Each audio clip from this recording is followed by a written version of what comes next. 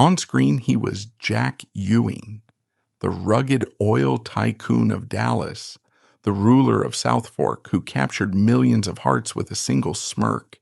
He was the perfect definition of a proud alpha male. But when the stage lights dimmed, that American dream shattered into a raw tragedy. The most desired man on television didn't die in silk sheets. He died in diapers on a remote farm, alone, discarded like a broken prop.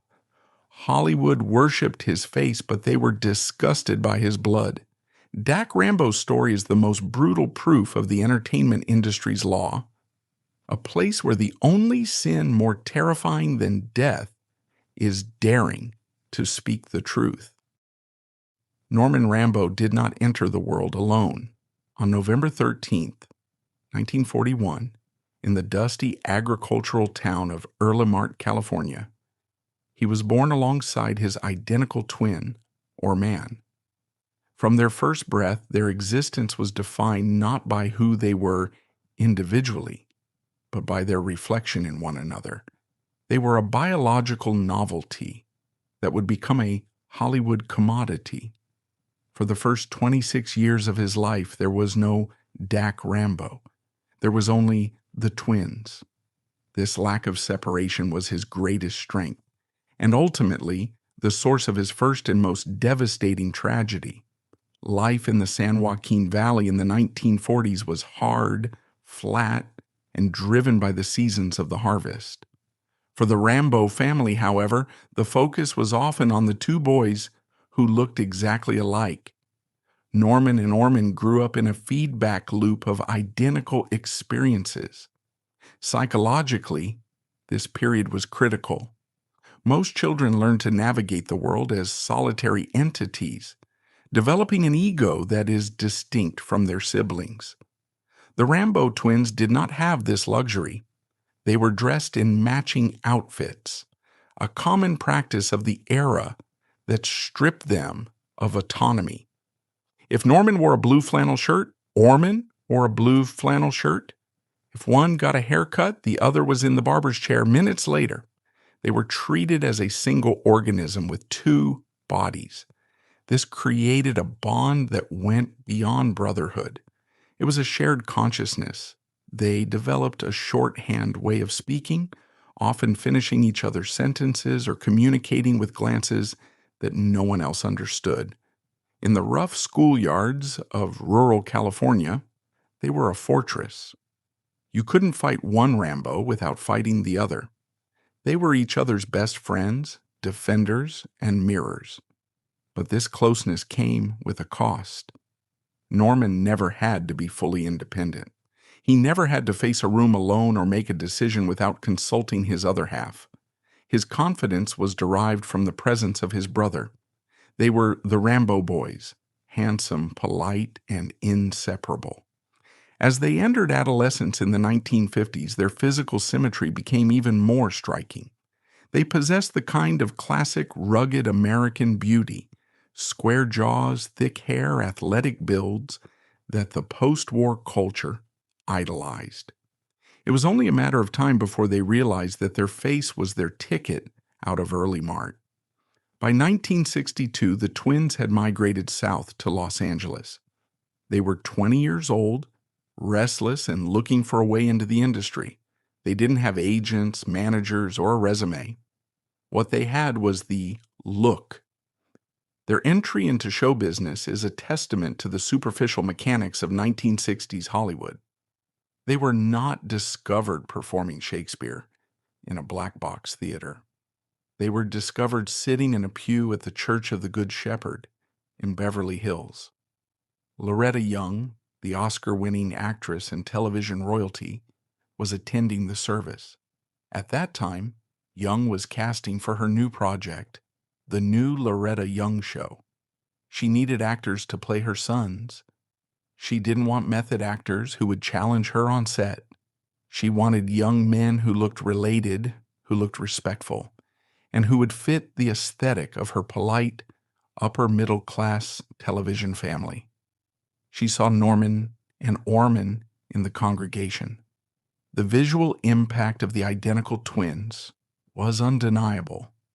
She approached them after the service. The conversation was brief. She didn't ask if they could act. She asked if they wanted to be on television. This meeting was the catalyst for the erasure of their birth identities. Hollywood in 1962 had no use for Norman and Orman, names that sounded too rural, too soft. The studio machine went to work immediately. Norman was rechristened Dack. Orman was renamed Dirk. The new names were punchy, monosyllabic, and sounded like action heroes. The transformation was swift. They were signed to contracts, given wardrobe fittings, and thrust into the media spotlight. They were no longer farm boys. They were Dack and Dack Rambo, the newest heartthrobs of the CBS network. The new Loretta Young show premiered in September 1962. While the show itself was a mild domestic drama that failed to capture the cultural zeitgeist of the swinging 60s, it served as a masterclass in celebrity for Dack. On set, Dack learned the technical craft of acting, but more importantly, he learned the business of being a product. He learned how to hit a mark, how to find his key light, and how to smile on command. But he also learned that he was interchangeable. The scripts often treated Dack and Dirk as a single unit. Lines were split between them not based on character motivation, but simply to ensure equal screen time. The press ate it up. Fan magazines like Tiger Beat and 16 Magazine featured the twins constantly. They were the living dolls of the industry, safe, handsome, and wholesome. They received thousands of letters a week from teenage girls who couldn't tell them apart and didn't care. For Dack, this period was a golden cage. He was famous, he was making money, and he was working with his brother every day. But he was also trapped in a perpetual state of adolescence. The roles they were offered were exclusively twin roles or brother roles. They were cast as the visual gag, the plot device. There was no room for Dack Rambo to explore complex emotions or dark characters. He was paid to be the handsome, smiling son. During the mid-60s, they expanded their portfolio. They appeared in The Virginian and tried their hand at modeling. The industry viewed them as a set. Photographers would pose them back to back or looking into mirrors, emphasizing the gimmick. Dack began to feel the first stirrings of frustration. He wanted to be taken seriously as an actor, but the industry only saw a two-headed novelty act. Yet, he couldn't walk away. Dirk was his anchor. The idea of working without Dirk was terrifying. In an attempt to diversify and perhaps gain some creative control, the twins ventured into the music industry. In the 1960s, it was standard procedure for TV heartthrobs to release pop records. The studio logic was simple. If they looked like the Everly Brothers, maybe they could sell records like them. They recorded several tracks, including songs like The Rambo Beat. The music was bubblegum pop, manufactured to capitalize on their TV fame. Dack possessed a decent voice, but he wasn't a musician. The recording sessions were grueling exercises in marketing rather than art. Producers manipulated their vocals, layering them to create a double sound. The records flopped. They didn't have the musical chops to compete with the British invasion bands or the authentic sounds of Motown. The failure of their music career was a blow to Dack's ego. It was the first sign that their pretty face currency had limits. The public would watch them on TV for free, but they weren't willing to pay for their records. This failure pushed Dack back toward acting with renewed focus. He realized that if he wanted longevity, he had to be more than just a smile on a magazine cover. He began to take acting classes, trying to refine his skills, but he always went to class with Dirk. They read scenes together. They critiqued each other. They were still a closed loop. In 1965, the twins were cast in the soap opera Never Too Young. This was a daily grind that tested their stamina. Soap operas in the 60s were filmed at a breakneck pace with little time for rehearsal. It was sink or swim. For Dack, this was his boot camp. He learned to memorize massive amounts of dialogue in hours. He learned how to cheat the camera angles to make the cheap sets look expansive. He learned the discipline of the working actor. It was during this time that Dack began to exhibit the first signs of the alpha persona he would later perfect. He started working out more intensely, trying to build a physique that was more leading man and less teen idol. He was maturing. The baby fat was gone, replaced by the chiseled features that would define his later career. But even on Never Too Young, they were cast because they were twins. The storylines revolved around mistaken identities and brotherly hijinks.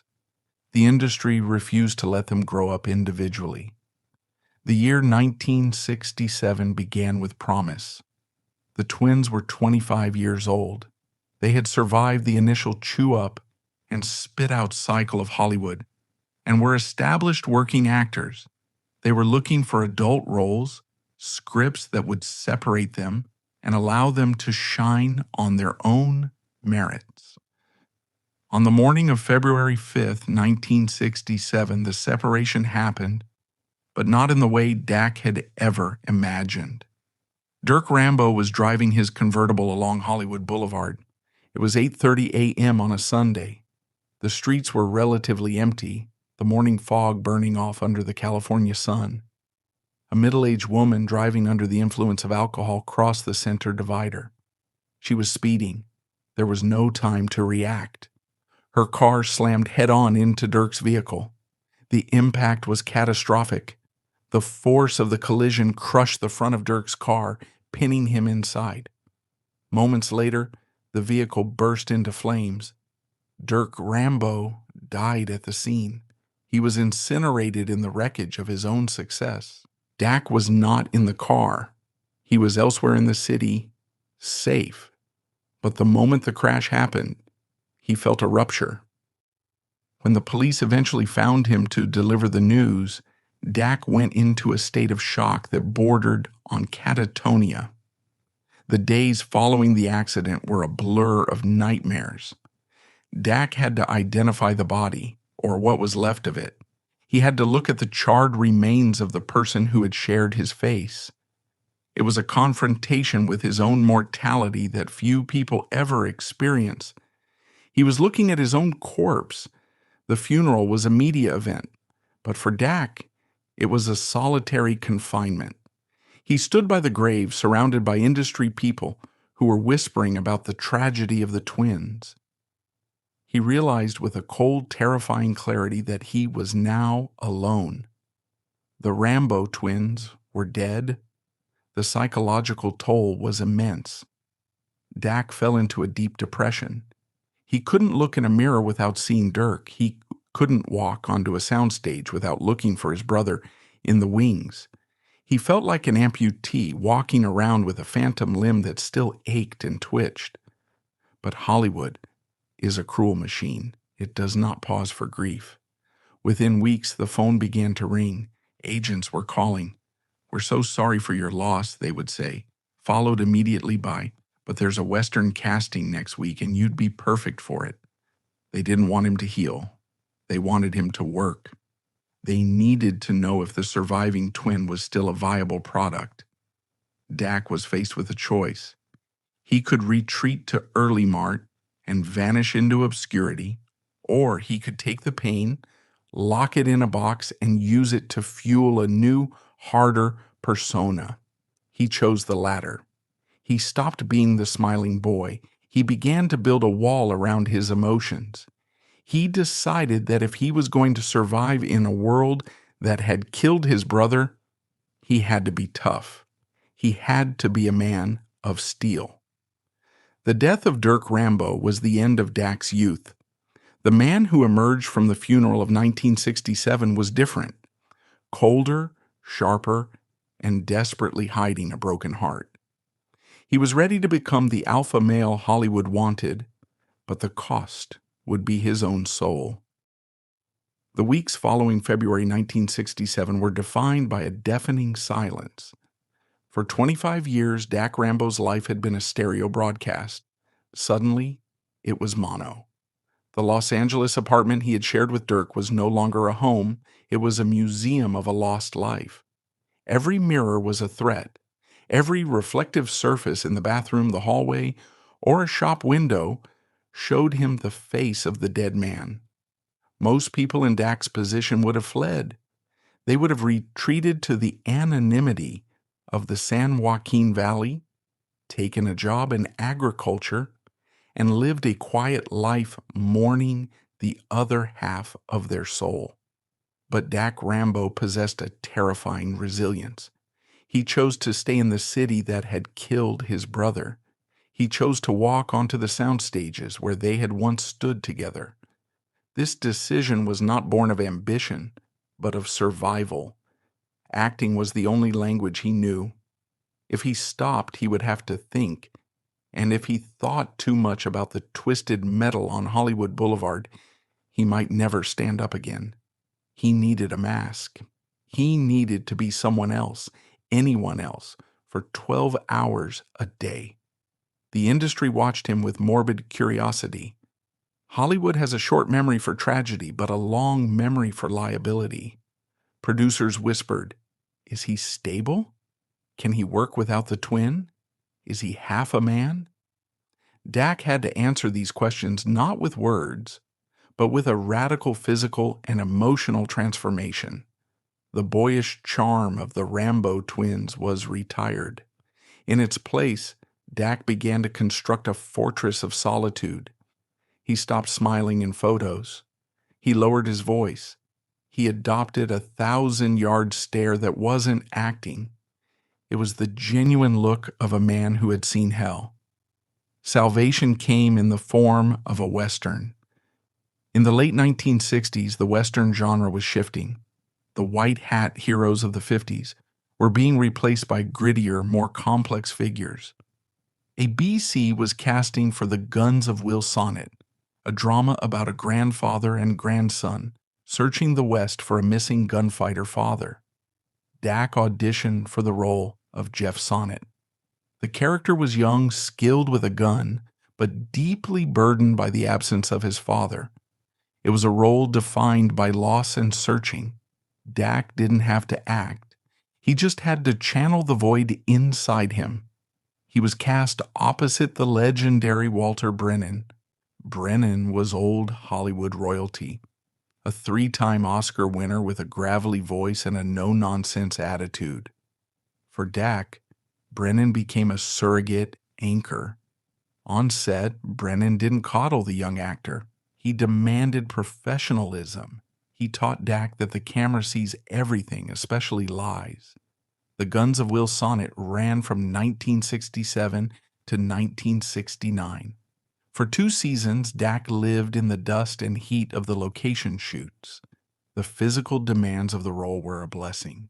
Riding horses, handling Winchester rifles, and staging fistfights allowed him to exhaust his body daily.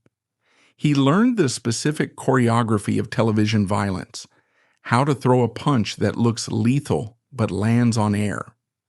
Critics noticed a change. The reviews no longer mentioned Loretta Young's son. They talked about Dack Rambo's intensity. They noted a darkness in his performance that gave the show a surprising emotional weight. He was proving that he could hold the screen alone. He was proving that Dack Rambo was a singular noun. By 1969, the cultural landscape of America was fracturing. The summer of love had turned into the dark days of Altamont and the Manson family murders. The optimistic sheen of the 60s was gone, replaced by paranoia and cynicism. Dack's personal trajectory mirrored the nation's. When Will Sonnet was canceled, Dack entered the 1970s as a freelancer. This decade is often glossed over in biographies, but for Dack, it was the crucible. It was the era of the guest star. To survive as a working actor in the 70s, you had to be adaptable. You had to walk onto a set where the cast and crew had been working together for years, learn your lines, establish chemistry, and deliver a performance in 3 days. It is a lonely, mercenary existence. Dack became a fixture on the primetime circuit. He appeared in Gunsmoke, The Virginian, Cannon, and Marcus Welby, MD. In almost every role, casting directors leaned into his new aesthetic. He was no longer the cute twin. He was the bad boy. He played drifters, con artists, and jilted lovers. This typecasting was intentional. Hollywood saw a man who was beautiful, but cold. There was something inaccessible about Dack Rambo in the 70s. He had built a wall so high that it read as mystery on camera. Women wanted to fix him. Men wanted to fight him. It was the perfect recipe for a television antagonist. In 1974, Dack landed a co-starring role in Dirty Sally, a spin-off of Gunsmoke featuring Jeanette Nolan. It was a road trip western, a genre that was slowly dying out. Dack played Pike, a young outlaw. The show was short-lived, lasting only one season, but it solidified Dack's image as a Western actor. He looked comfortable in the dirt. He wore the Stetson as if he were born in it. There is a specific masculinity associated with the Western genre: stoic, capable, and silent. Dack embraced this. It was a safe harbor. Cowboys didn't have to talk about their feelings. Cowboys didn't have to explain why they cried at night. They just rode. During the production of Dirty Sally, Dack began to physically bulk up. The lean, lanky frame of the 60s was replaced by muscle. He discovered the gym as a second sanctuary. Lifting weights became a ritual of control. In a life where he had lost his brother and his identity, he could at least control the size of his biceps. He sculpted his body into a weapon. This was the beginning of the hunk phase, a deliberate construction of a physical ideal that would pay dividends in the next decade. The mid-70s saw the explosion of the movie of the week. These were low-budget, high-concept films made for television, often dealing with sensational topics. Dack was a regular face in this format. He starred in Hit Lady and Good Against Evil. In Good Against Evil, he played a writer fighting satanic forces. It was campy, melodramatic, and required him to be the classic hero, saving the girl, fighting the monster, restoring order. These roles were not winning him Emmys, but they were keeping him relevant. He was working constantly. He was paying the bills. He was buying expensive cars and clothes. To the outside world, Dack Rambo was a success story. He was the survivor who had thrived. But internally, the cracks were widening. The solitude of the guest star life was wearing him down. He had no permanent family on set. He was always the visitor, and in his personal life, he was navigating a minefield. The 1970s in Los Angeles were a time of sexual revolution, but for a leading man in Hollywood, the closet was still bolted shut. Dack was exploring his sexuality in the underground bars of West Hollywood, always looking over his shoulder. The paranoia of being outed added another layer of tension to his performances. He was acting straight for the camera, acting straight for the press, and acting straight for his casual acquaintances.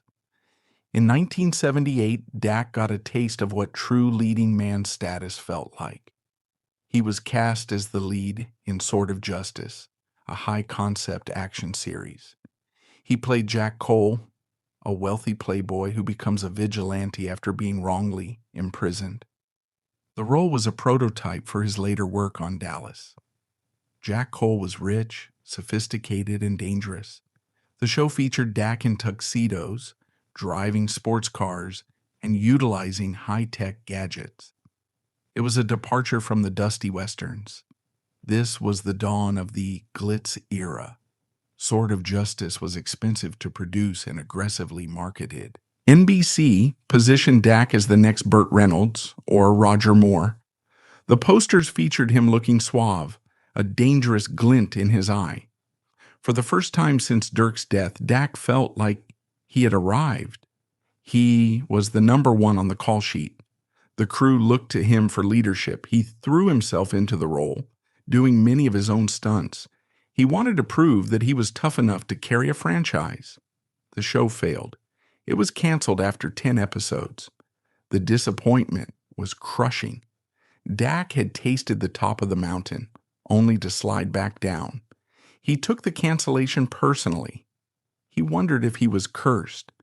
Every time he got close to the summit, with the twins' music, with Will's sonnet, with Sword of Justice, fate intervened. As the 1970s drew to a close, Dack Rambo was at a crossroads. He was approaching 40. In Hollywood years, this is the danger zone. You are too old to be the young heartthrob, but not yet old enough to be the distinguished patriarch. He was a known quantity, reliable, handsome, and professional, but he wasn't a star. He was a journeyman. He had the respect of casting directors, but he didn't have the love of the public. He was the guy you hired when you couldn't get Tom Selleck. However, the industry was changing again. The gritty realism of the 70s was giving way to the opulence of the 80s. Audiences were tired of anti-heroes and downbeat endings. They wanted money, glamour, and fantasy. They wanted shoulder pads and oil tycoons. Dack Rambo, with his perfectly symmetrical face, his gym-honed body, and his ability to wear a tuxedo like a second skin, was accidentally perfectly positioned for this new wave. He had spent 10 years hardening his image, burying his trauma under layers of muscle and stoicism. He had constructed the perfect alpha male avatar. He didn't know it yet, but in Texas, a show called Dallas was becoming a phenomenon. And they were looking for a new Ewing. They needed someone who looked like he could break a heart from across the room. They needed a man who could smile while holding a knife. Dack Rambo had been practicing that smile for 13 years. During the 70s, he learned to compartmentalize his life with surgical precision.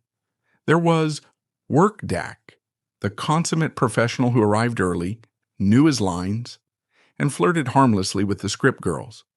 Then there was Shadow Dack, the man who drove alone at night, haunted by the memory of burning metal and the silence of an empty apartment. He never spoke of Dirk in interviews during this period. If a journalist brought it up, Dack would shut down or give a rehearsed, hollow answer. He refused to be pity bait. He wanted to be judged on his own merits. This refusal to process his grief publicly, or perhaps even privately, created a pressure cooker effect. He began to drink more heavily. Alcohol became the bridge between the two Dacks. It softened the edges of his loneliness. It allowed him to sleep. If the 1970s was the decade where Dack Rambo constructed his armor, the 1980s was the decade where he sold it to the highest bidder. The cultural landscape of America had shifted violently. The introspective, gritty cinema of the previous decade evaporated, replaced by a voracious appetite for glamour, wealth, and idealized masculinity. The country wanted heroes who looked expensive. They wanted escapism. Dack Rambo, at 39 years old, found himself in a unique position. He was no longer the boy next door from Early Mart. He was a fully formed, high-gloss product. The timing was accidental but perfect.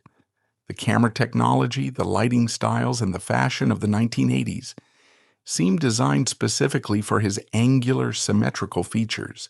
He possessed the Dynasty look before Dynasty even aired. The industry no longer saw him as a struggling guest star. They saw him as a reliable brand. He was the generic alpha, a template of handsome, rich, white masculinity that could be plugged into any storyline to add instant sex appeal. He was not hired to act. He was hired to be.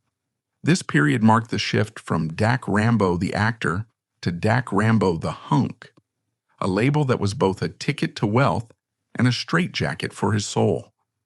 Nothing illustrates the surreal commodification of Dack Rambo better than his venture into the fashion industry in the early 80s.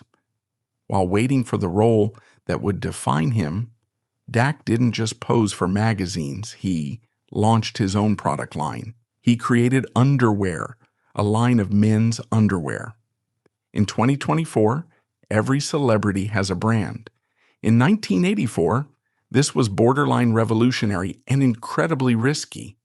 It was a direct monetization of his sex symbol status. The marketing campaign was aggressive. Dack, now in his early 40s but possessing the physique of a 25-year-old athlete, modeled the underwear himself. The advertisements appeared in national magazines featuring Dack in nothing but briefs, staring intensely at the camera. The irony of this venture is staggering in retrospect. Here was a closeted bisexual man living in constant fear of his sexuality being exposed, literally selling his crotch to the American public. He was inviting the female gaze onto his body, while simultaneously guarding the privacy of that body with ferocious paranoia. Underwear was not just a business, it was a statement of confidence. It was Dack saying, "I am so secure in my image as a straight ladies' man that I can sell you underwear, and you will thank me for it." It was a high-wire act of deception performed in cotton and elastic. It solidified his reputation in Hollywood not as a serious thespian, but as a bachelor, a desirable, unattainable object. Before he walked onto the South Fork Ranch, Dack had a dress rehearsal. In 1984, ABC cast him in Paper Dolls, a glossy, high-budget drama set in the cutthroat fashion industry. Dack played Wesley Harper, a character that was essentially a prototype for Jack Ewing. Harper was a corporate shark, ruthless, impeccably dressed, and morally flexible. The show was intended to be ABC's answer to Dallas and Dynasty, capitalizing on the craze for rich people behaving badly.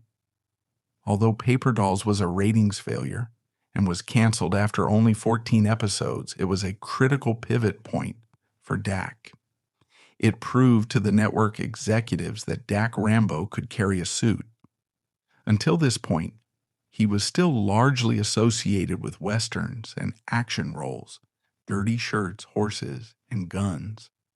Paper Dolls rebranded him as a corporate raider. He learned to navigate the specific acting style of the primetime soap, the pregnant pauses, the sudden turns to the camera, the ability to deliver melodramatic dialogue with absolute conviction. He was shedding the last remnants of the cowboy and becoming the tycoon.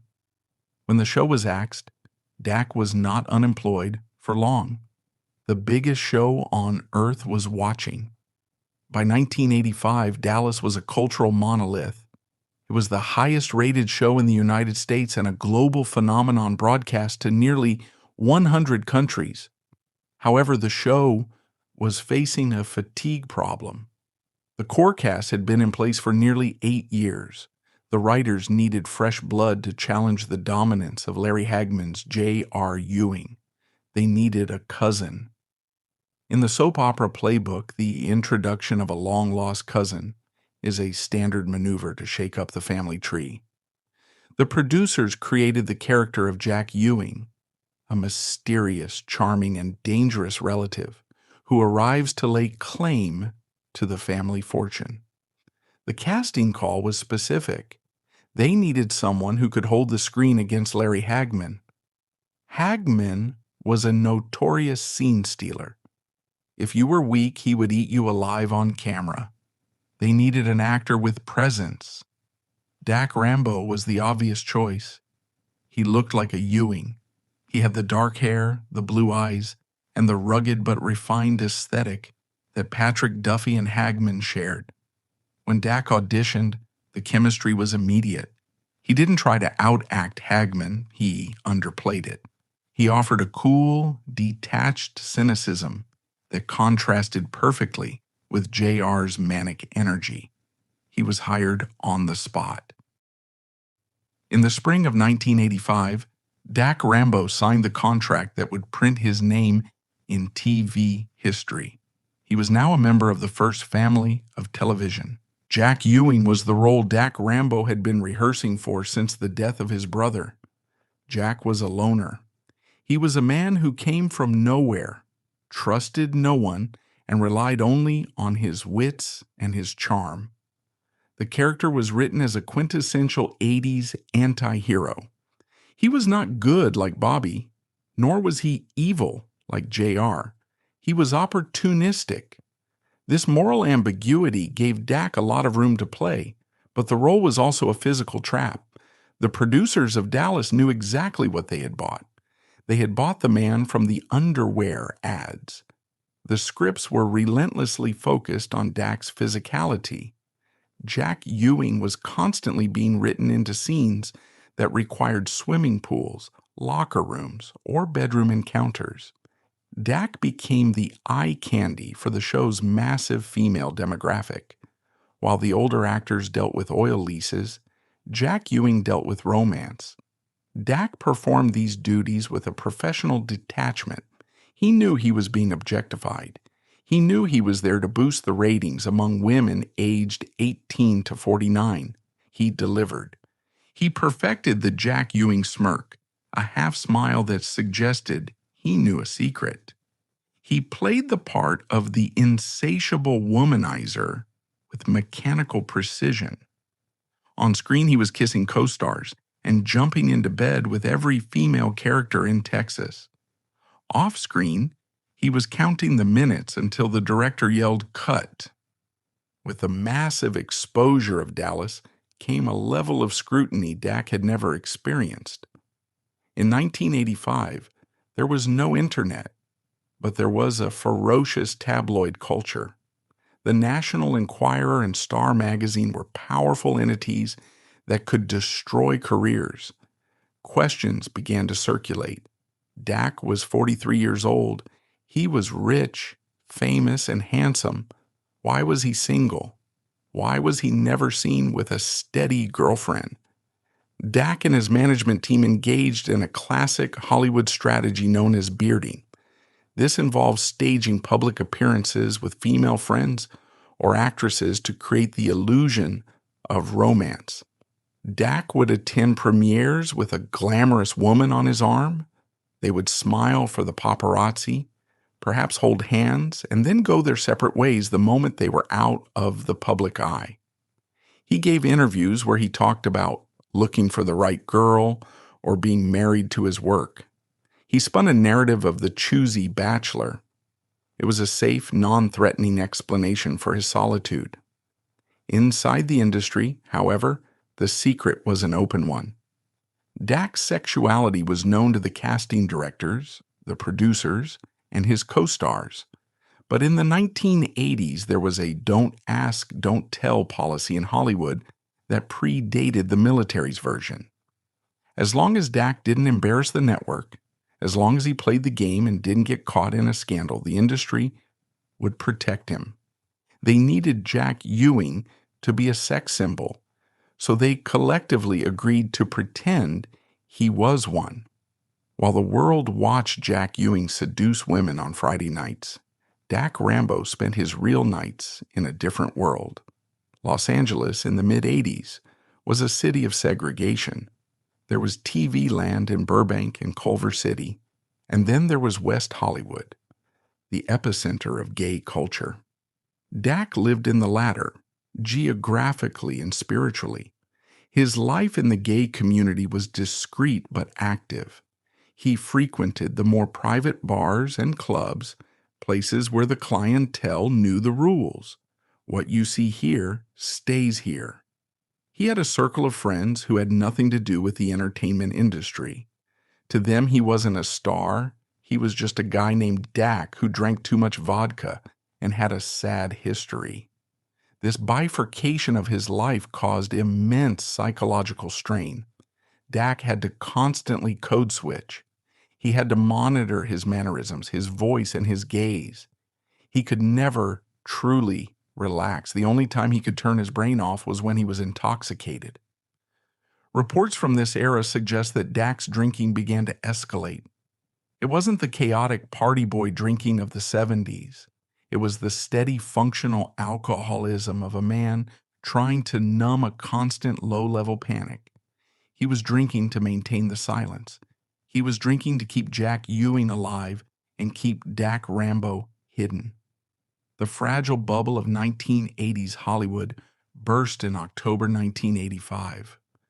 Rock Hudson, one of the biggest stars in the history of cinema, and a man who, like Dack, had spent his entire life playing the ultimate straight male, died of AIDS. Hudson's death changed everything. It was the moment the AIDS crisis moved from the subtext to the text. It was no longer a rumor or a cancer of the margins. It was killing the king of Hollywood. For Dack, this was a terrifying wake-up call. He knew Rock Hudson. He moved in similar circles. He saw the way the media turned on Hudson, the speculation, the revisionist history, the fear. He saw how quickly the industry distanced itself from a dying legend. The atmosphere on the set of Dallas and every set in Hollywood changed. The fear of AIDS became palpable. Makeup artists wore gloves. Kissing scenes became fraught with tension. Actors were whispering about who was safe and who was high risk. Dack was suddenly a suspect. He was a bachelor in his 40s. He fit the profile.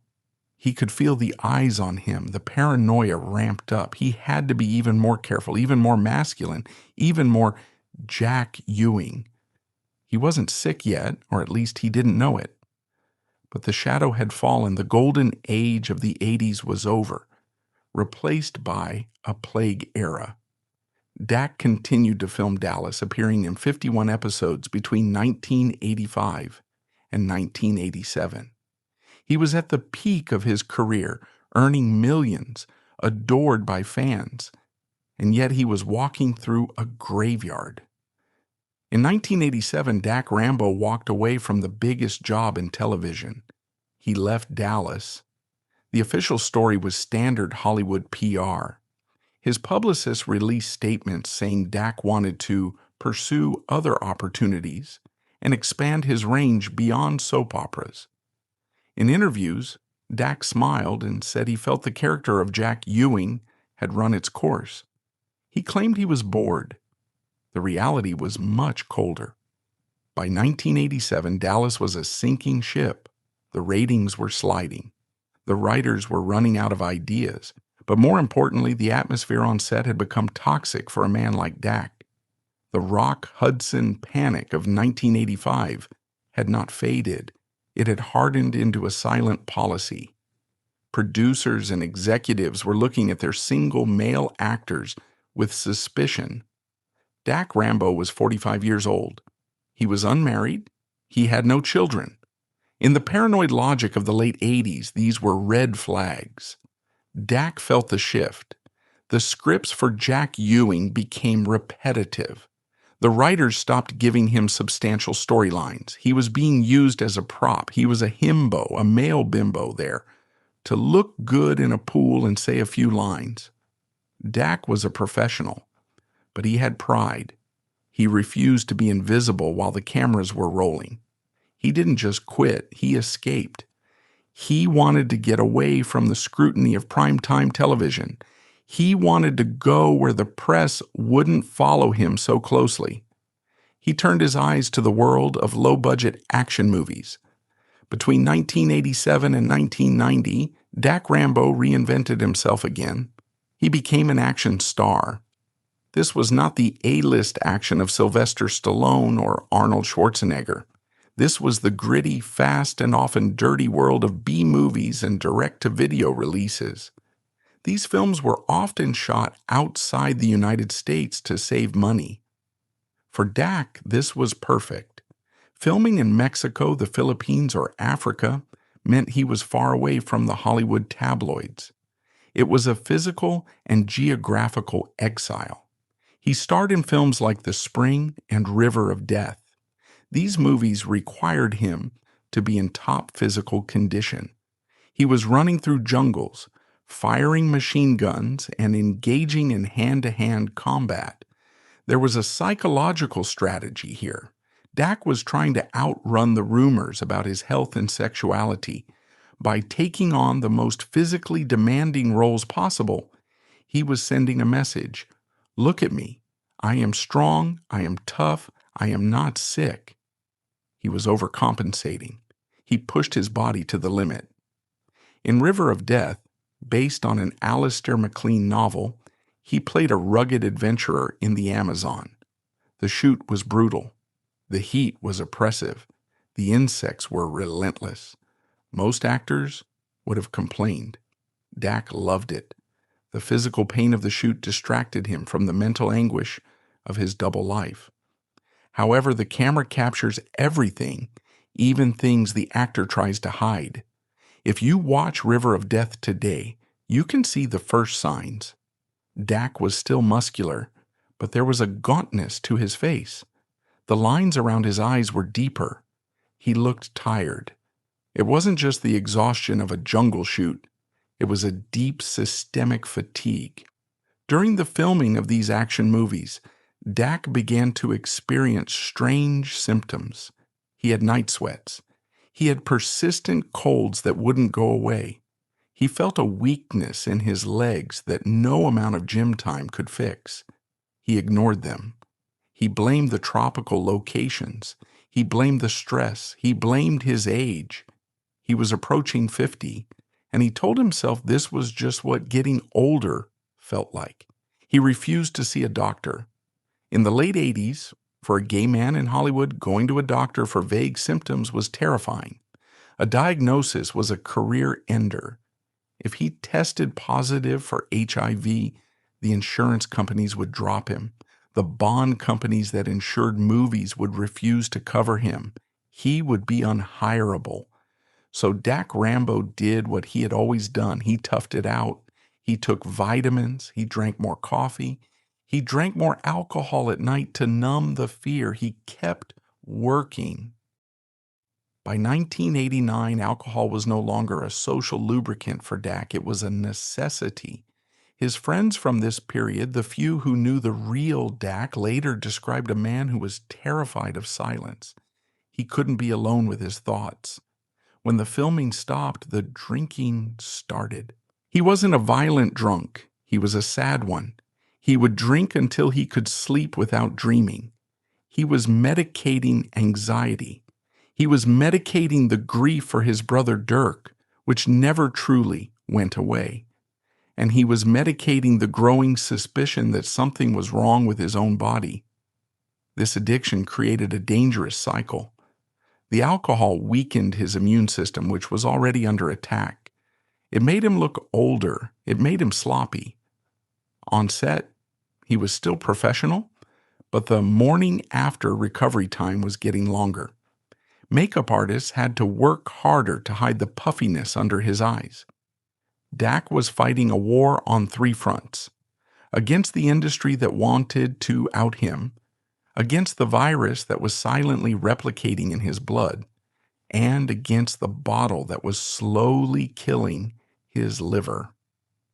In 1990, the action movie offers began to dry up. The video market was changing, and Dack was getting too old to play the running and jumping hero. He needed a steady paycheck. He needed health insurance. He returned to the world that made him: soap operas. He was cast in Another World, a long-running daytime drama filmed in New York. He played Grant Harrison, a slick, manipulative politician. It was a role he could do in his sleep. Grant Harrison was basically Jack Ewing in a suit, but with less charm and more malice. Moving to New York was a relief. The New York acting scene is different from Los Angeles. It is less obsessed with image, more focused on the work. Dack felt he could breathe there. He threw himself into the role of Grant Harrison. He was excellent. He brought a gravity to the character. Critics praised his performance. For a moment, it seemed like Dack had pulled off another reinvention. He was now the silver fox of daytime TV, but the physical decline was accelerating. On the set of Another World, rumors began to circulate. Dack was losing weight. Not the healthy getting lean for a movie weight, but a wasting away. His suits had to be taken in. His cheekbones became too prominent. The makeup department whispered. The wardrobe department whispered. Dack heard the whispers. He knew they were talking about him. He became defensive. He became isolated. He stopped socializing with the cast. He went from the studio to his apartment and back. He built a wall of silence around himself. The year 1990 was a year of absolute terror for Dack Rambo. He knew. Deep down, he knew. He had seen friends die. He knew the symptoms. The purple spot on the skin, the thrush in the mouth, the fatigue that felt like gravity had doubled. But knowing and confirming are two different things. As long as he didn't take the test, he could pretend it was something else. Maybe it was cancer. Maybe it was a parasite from the Amazon. Maybe it was just stress. He avoided medical exams. He avoided anything that would require a blood draw. He was living in a state of magical thinking. This is a common psychological response to trauma. Denial is a powerful drug. Dack believed that if he kept working, if he kept memorizing his lines, if he kept showing up, he could keep the reality at bay, but the virus doesn't care about denial. By late 1990, the facade was crumbling. Dack was forgetting lines. This was unheard of. He was known for his photographic memory. Now he was struggling to retain dialogue. The brain fog associated with HIV was setting in. He was exhausted. He would nap in his dressing room between takes. He was drinking heavily to cope with the physical pain. His behavior became erratic. He was irritable. He snapped at crew members. This wasn't the nice guy Dack Rambo everyone knew. This was a man in cornered animal mode. The producers of Another World were watching. They were protecting their investment. They noticed the weight loss. They noticed the missed cues. They started to prepare for a contingency plan. They reduced his screen time. They introduced new characters. Dack saw the writing on the wall. He was being phased out. The industry that had squeezed every drop of youth and beauty out of him was preparing to discard the husk. The summer of 1991 in New York City was hot and humid. Dack Rambo was working steadily on the soap opera, Another World. To the casual observer, he was a successful aging television star doing his job. He was 49 years old. In the entertainment industry, actors are commodities. Like any expensive asset, a car, a building, a racehorse, they must be insured. If an actor gets sick and delays production, it costs the studio millions. Therefore, production companies require mandatory annual physical examinations for their lead actors to secure completion bonds. In August 1991, Dack Rambo went in for his routine physical. It was a standard procedure he had done dozens of times in his career. A doctor checked his heart, his blood pressure, his reflexes. And, as was becoming standard in the paranoia of the early 90s, they drew blood. Dack walked out of the doctor's office and went back to work. He memorized his lines. He filmed his scenes. He went to dinner. He tried to ignore the low-level hum of anxiety that had been the soundtrack of his life for the past few years. He told himself that if he ignored the possibility of bad news, the bad news wouldn't come. A few days later, the phone rang. The doctor didn't ask him to come in. He delivered the news over the line. The blood test had come back reactive. Dack Rambo was HIV positive. In 2024, an HIV diagnosis is a chronic, manageable condition. In August 1991, it was a death sentence. There were no protease inhibitors.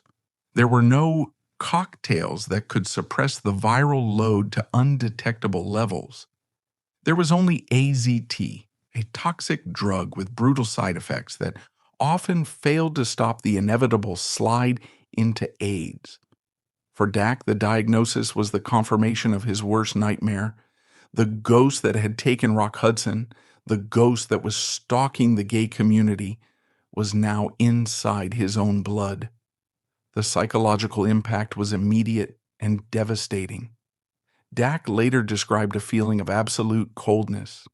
The career he had built, the body he had sculpted, the money he had saved, none of it mattered. He was a dead man walking. But the medical diagnosis was only half of the problem.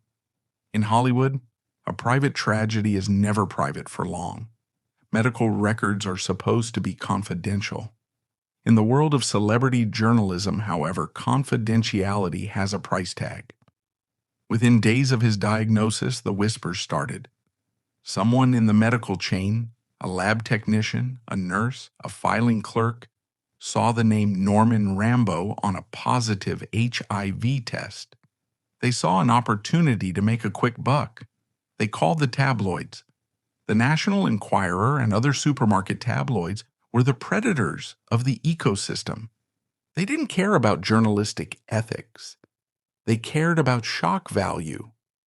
A star from Dallas, the ultimate symbol of macho heterosexuality, dying of the gay plague? That was a headline that would sell millions of copies. Dack's publicist received the call. The tabloids had the information. They were going to run the story. They didn't ask for permission. They were simply giving a courtesy heads up before they destroyed his life. They were going to paint him as a victim, a liar, a man who had deceived his fans. They were going to out him as gay and expose him as dying, all in one cruel splash of yellow journalism. Dack Rambo was now backed into a corner. He had two choices. Choice A, deny everything. He could claim it was a lie. He could sue. He could hide. He could retreat to his apartment, lock the doors, and let the tabloids run the story while he withered away in silence. This was the path Rock Hudson had been forced to take until the very end. It was the path of shame. Choice B, the unimaginable. For 49 years, Dack Rambo had been playing a character. He had played the twin, the cowboy, the oil baron, the ladies' man. He had let Hollywood tell him who to be. He had let agents change his name. He had let publicists invent his girlfriends. But Dack Rambo was also the boy from Early Mart. He was the man who had survived the death of his twin brother. He was the man who had done his own stunts in the Amazon jungle. Somewhere, buried under the layers of makeup and insecurity, there was a spine of steel. He realized that if he let the Enquirer break the story, he would die as a punchline. He would die as a scandal.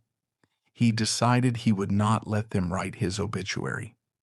In a move that stunned his management team in the industry, Dack Rambo decided to blow up his own life before the tabloids could detonate it. He contacted a reputable journalist. He didn't want to speak to the tabloids. He wanted to speak to the mainstream press. He wanted to look the camera in the eye. This was a calculated, strategic counterattack. By breaking the news himself, Dack took the power away from the blackmailers. He couldn't stop the truth from coming out, but he could control the tone. He scheduled an interview. He sat down looking thin but dignified. He didn't wear the cowboy hat. He didn't wear the tuxedo. He wore the face of a man who had nothing left to lose. The interview was broadcast to the nation. Dack Rambo did not use euphemisms. He did not say he was suffering from exhaustion or a rare blood disease. He said the words, "I am HIV positive." And then he went further. He dropped the other shoe. He admitted that he was bisexual. This was the bombshell. In 1991, admitting to HIV was one thing. Admitting to being anything other than straight was another. By claiming the label bisexual, Dack was validating a sexual identity that was often erased or misunderstood. He admitted to having relationships with both men and women. He admitted that the Jack Ewing image was, in part, a performance. He spoke about the fear. He spoke about the hypocrisy of Hollywood. He spoke about the friends who had already abandoned him. It was a performance of raw, unfiltered courage. For the first time in his career, Dack Rambo wasn't reading a script. He was terrifyingly real. He was breaking the unspoken contract between the star and the audience. He was saying, I am not the fantasy you bought. I am a human being, and I am dying. The reaction was immediate and polarized. For the gay community and AIDS activists, Dack became an instant, albeit tragic, hero. He was one of the first mainstream heartthrobs to come out voluntarily while still alive. He put a face on the disease that Middle America recognized. He wasn't a stranger. He was the guy from Dallas. He was in their living rooms every week. For the general public, it was a confusing shock. Women who had crushed on Jack Ewing felt betrayed or horrified. The stigma of HIV was so powerful that people felt dirty just for having liked him. For Hollywood, it was a declaration of war. Dack had broken the code of silence. He had exposed the open secret of the industry.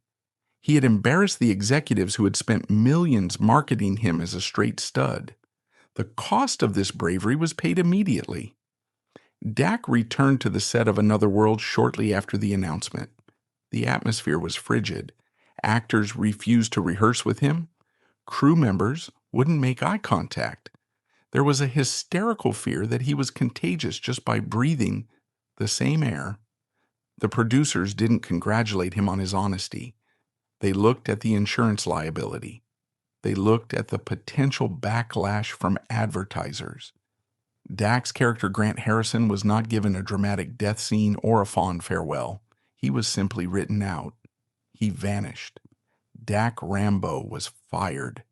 It wasn't officially called a firing, of course. It was a mutual decision or a contract expiry. But everyone knew the truth. He was fired for being sick. He was fired for being honest.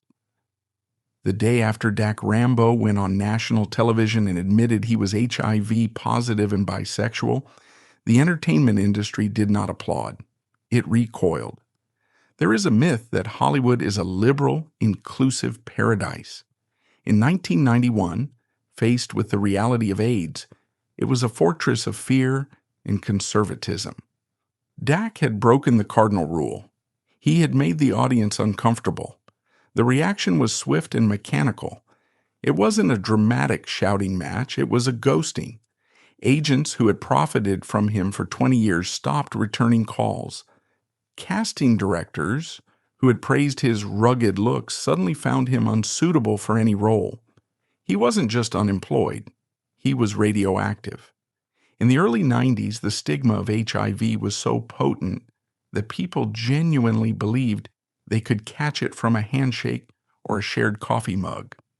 Dack Rambo, the man who had been the object of desire for millions, became the man nobody wanted to touch. The legal mechanism used to destroy Dack's career was the morality clause. Almost every standard Hollywood contract contains a clause allowing the studio to terminate an actor if their behavior brings disrepute, scandal, or ridicule to the production. Historically, this was used for actors caught in major criminal scandals. In late 1991, the producers of Another World and other potential employers utilized this vagueness to sever ties. They argued that Dack's admission of bisexuality and HIV status was scandalous and alienated the conservative daytime audience. It was a breathtaking act of hypocrisy. The industry that was rife with cocaine abuse, adultery, and alcoholism drew the line at a virus. They didn't fire him because he couldn't act. They fired him because he was sick. Dack later spoke about this with a bitter clarity. He realized that to the studios, he was just a depreciating asset. He was a car with a blown engine. You don't fix it, you scrap it. With the loss of his job came the loss of his armor, health insurance. In the United States, health insurance is tied to employment. When Dack was fired, his coverage was jeopardized. This is the brutal reality of the American healthcare system, even for the wealthy. The cost of AIDS medication in the early 90s was astronomical. AZT and the supportive care required to manage opportunistic infections cost thousands of dollars a month. Dack was rich, but he wasn't infinitely rich. He had spent lavishly in the 80s, living the lifestyle of a star. Now the income stream was zero and the expenses were vertical. He had to start liquidating assets. The expensive cars, the designer clothes, the trappings of Jack Ewing, they were sold off to pay for pills. It was a humiliating dismantling of his life. The alpha male who had sold underwear on billboards was now worrying about pharmacy copays. The professional exile was expected. The personal betrayal was harder to swallow. Dack found himself isolated in Los Angeles. The phone didn't ring. Dinner invitations ceased. He later recounted stories of walking into restaurants where he had been a regular for a decade, only to see former colleagues look down at their plates to avoid eye contact. There was a specific incident Dack mentioned in later interviews. He ran into an old friend, an actress he had worked with for years. She backed away from him physically, terrified. She asked him not to hug her. This social quarantine took a heavy psychological toll. Dack was already grieving his own future. Now he had to grieve the loss of his community. He realized that the Hollywood family was a fiction. These people were not his friends, they were his co-workers. And now that he was bad for business, he was a stranger. He began to spend more time alone. He stopped going to the gym, which had been his sanctuary for 20 years. He didn't want to be stared at. He didn't want to see the pity or the fear in other men's eyes. However, Dack Rambo did not go quietly into the night. Stripped of his career and his social standing, he found a new purpose. He began to work with AIDS Project Los Angeles and other advocacy groups. He was a powerful weapon for the cause. He was handsome, he was famous, and he was conservative-looking. He didn't look like the stereotypical AIDS patient the media liked to vilify. He looked like everyone's brother or son. He gave speeches. He spoke to the press about safe sex. He criticized the Reagan and Bush administrations for their slow response to the crisis. He called out Hollywood for its cowardice. "I have nothing to hide anymore," he told a reporter in 1992. "The truth is the only thing I have left." This was Dack's redemption. He stopped playing the character of the action hero and became an actual hero. He used his dying breath to try to save others. He urged young men to get tested. He urged the public to have compassion. While his spirit was fighting, his body was failing. By 1992, the virus was ravaging him. Dack developed what was known as wasting syndrome. The muscle mass he had spent decades building evaporated. His cheeks hollowed out. His skin became papery and fragile. He developed neuropathy, a painful nerve condition that made walking difficult.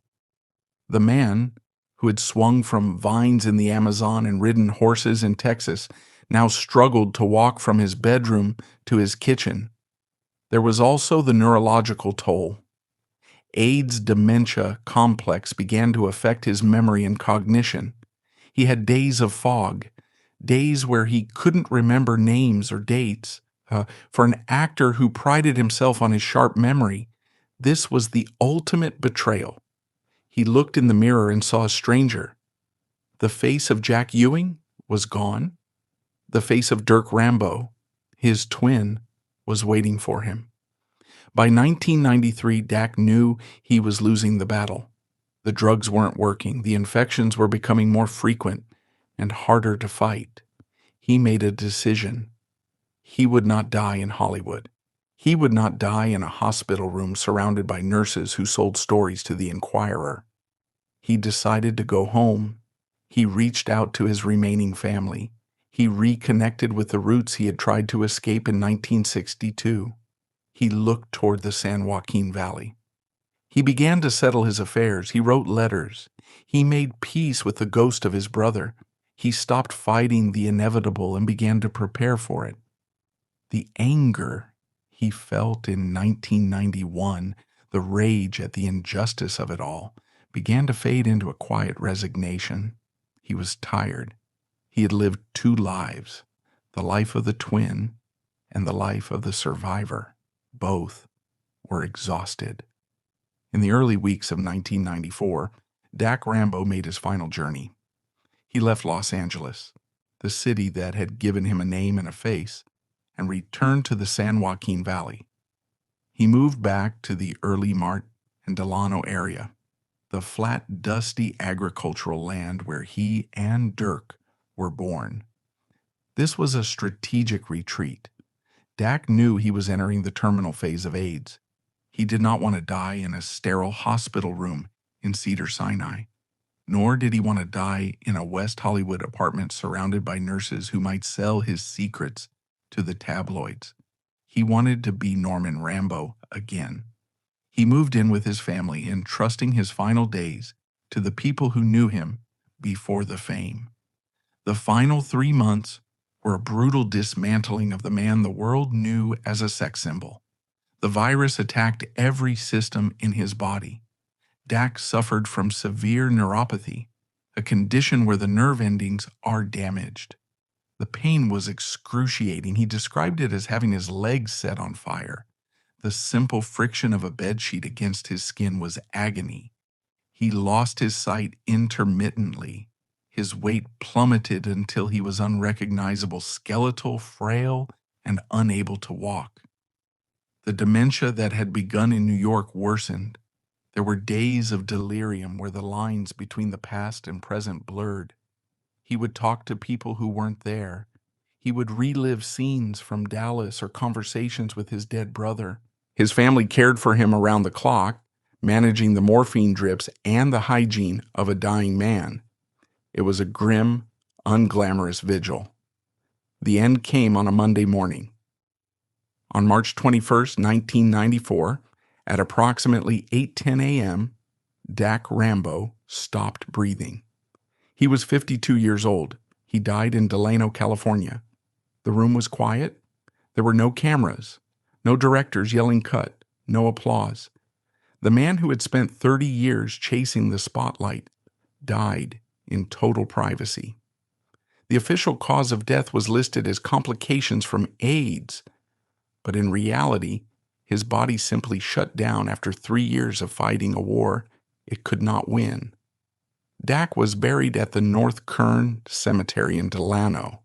His burial instructions were specific.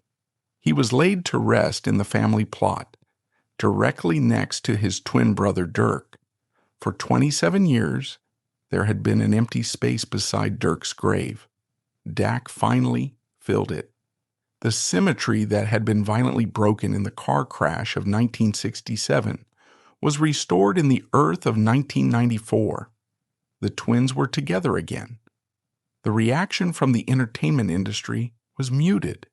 There were no grand televised tributes. There was no outpouring of grief from the studios that had made millions off his image.